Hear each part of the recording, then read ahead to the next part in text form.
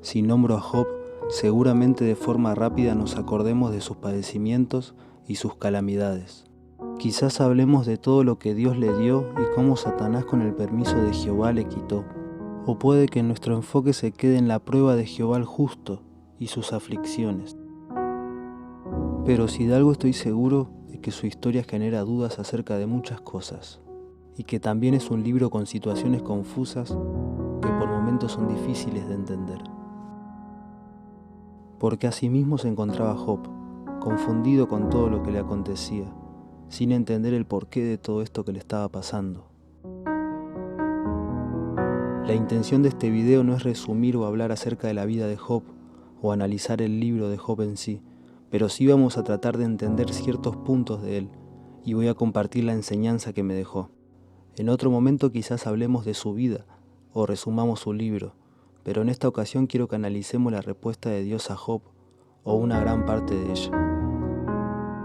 Al leer la respuesta de Jehová, nos encontramos con un cuestionario que exalta las maravillas de Dios y de toda su creación.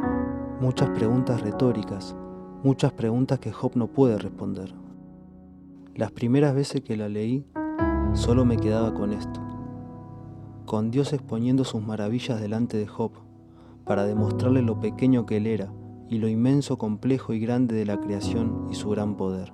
Pero pensando que esto es una respuesta a Job, todo esto va perdiendo sentido, porque Job nunca dudó acerca de la grandeza de Dios, ni nunca nombró a la creación como algo sencillo o algo que él comprendiera, sino que es al revés.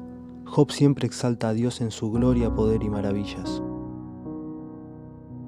Y aunque fueron muchos los momentos en que me quedé estancado sin entenderlo, me seguía despertando mucha curiosidad, porque a través de estas preguntas, Job había conocido verdaderamente a Dios.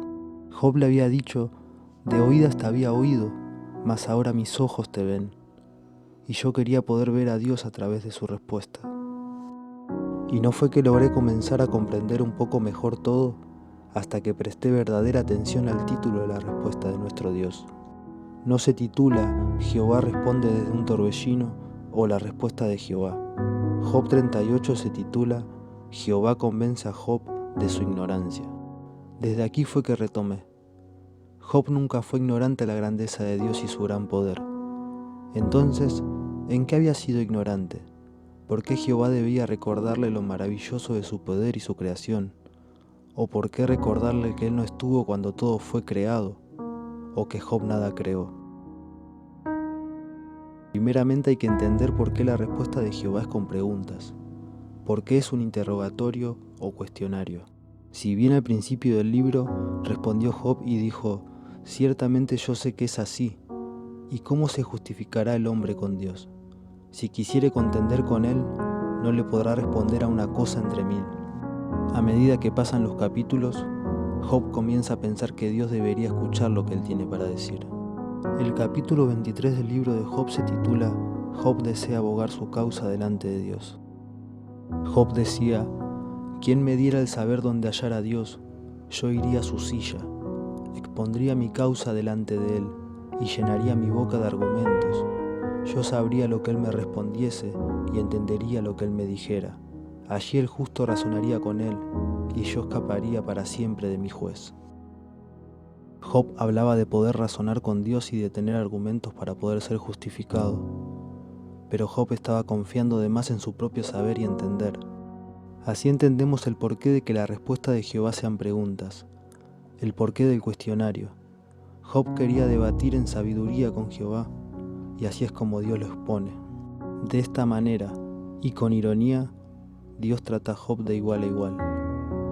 Ahora ciñe como varón tus lomos, yo te preguntaré, y tú me contestarás. Pero Dios no quería humillar a Job, Dios quería apercibirlo. No pensaba debatir con Job, pero sí enseñarle de su ignorancia. Jehová sabía que Job se encontraba confundido, porque esto es lo que sabía Job, que Dios castiga al impío y justifica al justo, pero veía a los malos prosperar y sentía a Dios indiferente ante su maldad. Y él, que había guardado sus mandamientos y no hizo mal sobre la tierra, se sentía castigado. Job no veía a Dios ni la razón de su pasar. Ahora que tenemos un contexto más amplio de la situación, podemos analizar la respuesta de Jehová a Job. No voy a detenerme en cada pregunta porque sería algo muy extenso. Decidí separar todas estas preguntas en dos grupos. Uno acerca de la creación de la tierra y la naturaleza, y otro acerca de algunos animales y sus cualidades. Porque estos son los temas que trata Jehová en su respuesta. Creo que cada grupo nos dejan enseñanzas diferentes, pero que al mismo tiempo se complementan en muchos puntos. Los voy a invitar a que tomen sus Biblias y me vayan acompañando con la lectura de la palabra para ir siguiéndome. Así el video no se hace demasiado extenso. En el primer grupo, Jehová se engrandece en su creación. Dios habla de ella dando detalles que hasta ahora desconocíamos. Jehová habla de su inmensa sabiduría para crear. Habla de decisiones, problemáticas y soluciones, los grandes conocimientos de Dios y su guía. Dios habla a Job de cuando fundó la tierra, de que no había referencias en las cuales basar sus medidas, ni base sobre la cual edificar, y le habla del equilibrio que precisaba su creación. Le habla de que Él puso la piedra angular. Esta es la primera piedra que se coloca y sobre la cual se construye. Toda la estructura se basa en esta piedra. Dios encontró y puso el eje de equilibrio sobre el cual se hace el balance perfecto de la tierra. Luego le habla del mar derramándose en la tierra y del orgullo de sus olas, el cual necesitaba límites porque por sí solo no quería detenerse. Límites que nuestro Dios puso con autoridad. Él marcó hasta dónde llegaría. Jehová puso y conoce los límites que necesita el mar. También habla del amanecer, del alba sin saber en qué momento darse a conocer y salir a dar luz a la tierra.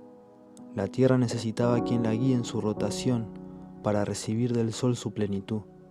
Jehová puso el alba en su lugar y conoce los tiempos que necesita la tierra del sol y su luz. Dios habla a Job de lo profundo de la tierra, donde también ubica las puertas de la muerte y las puertas de la sombra de la muerte, y también le resalta lo inmenso de la anchura de la tierra. Conoce hasta el último rincón de ella. ¿Qué podría enseñarle el hombre?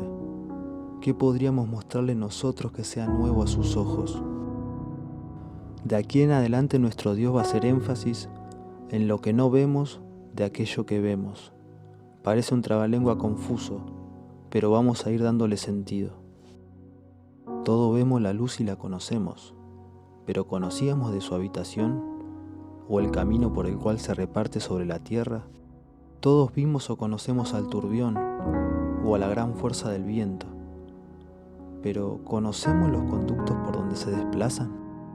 Todos vemos y conocemos la lluvia y las tormentas, pero ¿qué camino la guía para llegar a regar la tierra que la necesita? ¿Cómo llega donde la tierra está deshabitada y no hay hombre que ruegue por ella? ¿Y quién conoce que llegó allí? Todos vimos y conocimos al conjunto de estrellas Orión, el cual en la antigüedad el hombre usaba de guía para viajar y para volver a sus hogares. Pero ¿qué mantiene unida a estas estrellas? ¿Qué es lo que las entrelazan? ¿Cómo llegaron ahí donde están? Esta era la enseñanza. Lo que vemos es dependiente de aquello que no vemos, y aquello que no vemos simplemente no lo entendemos. Los conocimientos del hombre están fundados en aquello que ven, y todo esto que ven es solo lo que Dios le quiso revelar. Nuestro Dios le habla a Job de esos momentos en que la tierra estaba desordenada y vacía. Cuando nada existía sobre la tierra, Él conoció sus necesidades y abasteció a la tierra de todo aquello que necesitaba. ¿Cómo comprenderíamos esto?